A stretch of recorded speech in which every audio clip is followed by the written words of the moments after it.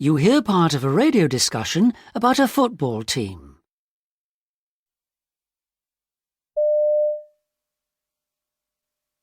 So is John Elliott a player you like to watch?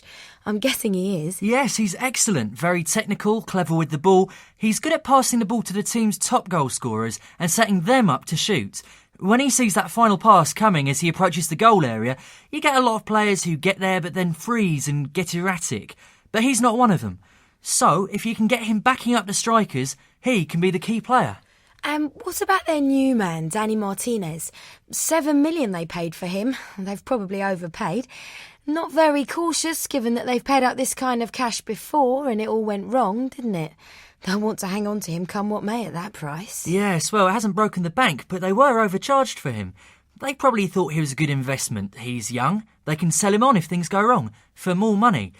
They got their fingers burnt once over a similar deal, and they won't want it to happen again.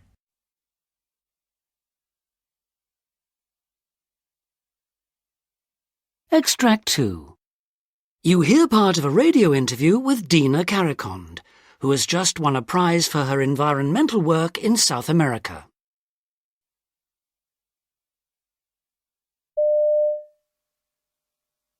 Congratulations, Dina. Thanks very much.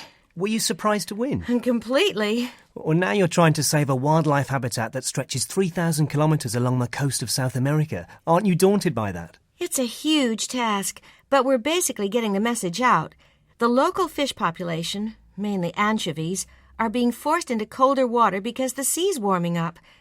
Of those left, 85% are being scooped up by industrial fishing trawlers, so predators like seals, penguins, and dolphins, and local fishermen, are left with very little. Now, this is the richest ecosystem in the world. If it's starting to be affected, you know there must be a tremendous impact on other less robust systems. So what's your relationship like with local fishermen? Oh, they used to regard me as an enemy because I used to work for seals, and as you know, fishermen and seals compete for the same fish. But now they see me as an ally trying to control industrial fishing. What? Stopping them scooping up anchovies? Not stopping them, but getting them to catch less, which means the local fishermen can catch more of the large fish that feed on the anchovies.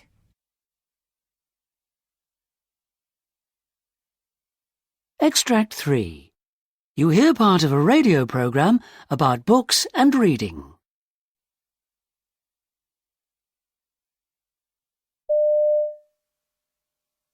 Today we're talking about books that have inspired us, books that have made a difference to our lives. Each of my studio guests has chosen what for them was an important book, and first off, we're going to hear about Monica Nairn's choice. Monica. Thanks, Neil.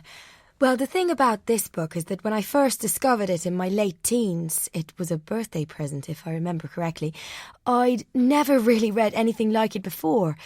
I'd heard about it from a friend, and I'd got the idea it was something special, and so I asked for it specifically. I think I was about 17, so I was a fairly late developer as a reader. I hadn't been particularly interested up till then, but it suddenly sort of took a grip. I think it was the strangeness of that book. I mean, it's the one I'd take with me to a desert island because it's just got everything in it.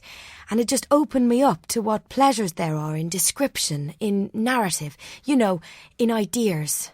Well, we'll discover exactly which book my next guest has chosen just after.